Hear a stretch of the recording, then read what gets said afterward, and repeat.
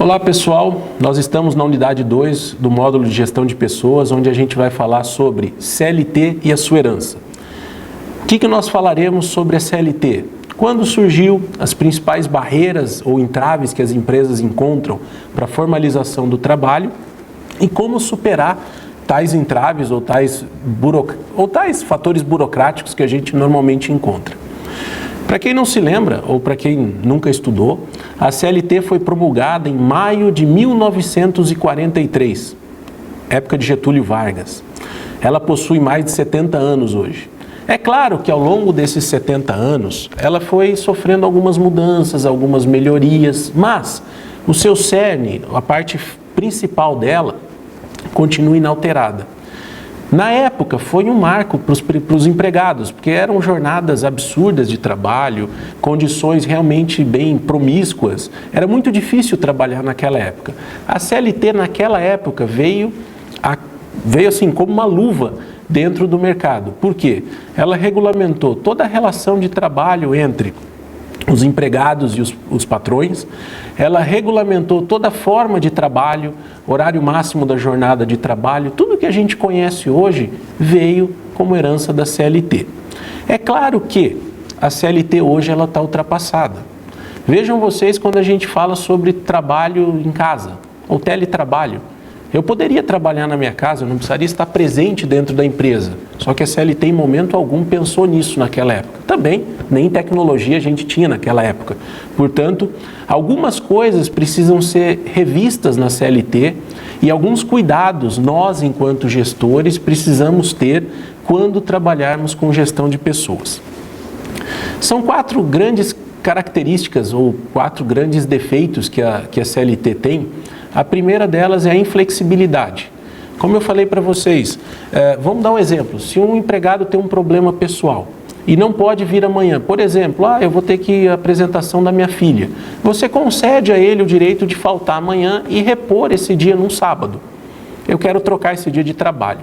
É uma coisa extremamente simples. Perante a CLT isso é proibido.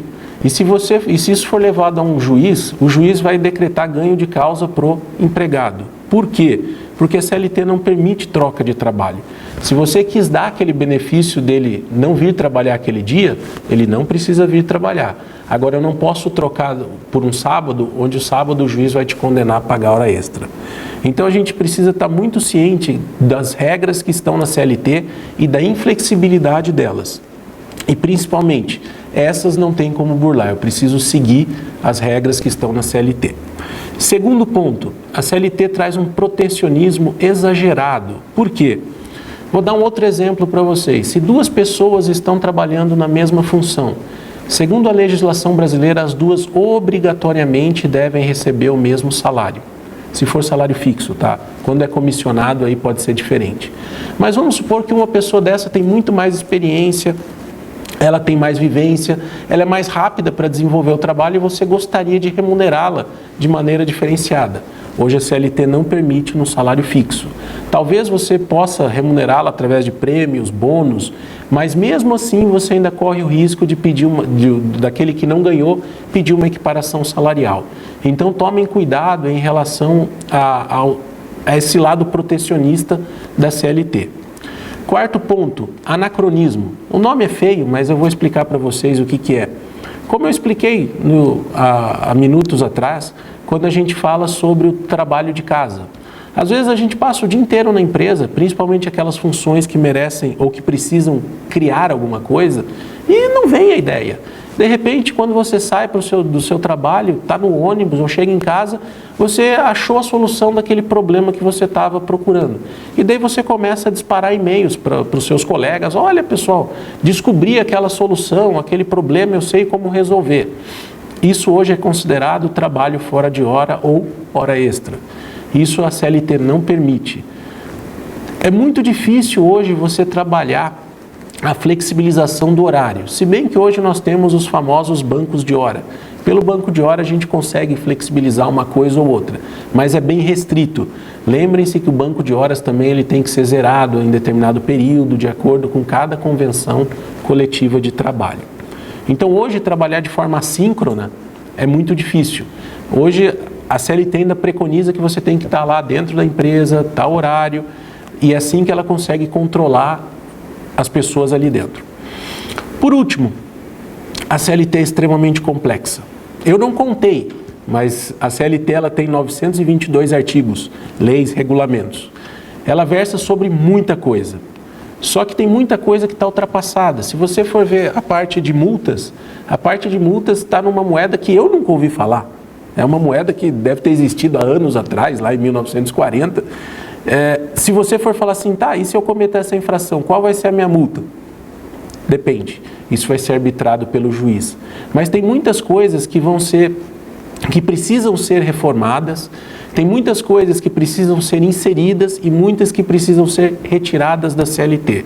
São esses os 4 grandes principais problemas que a gente encontra dentro da CLT.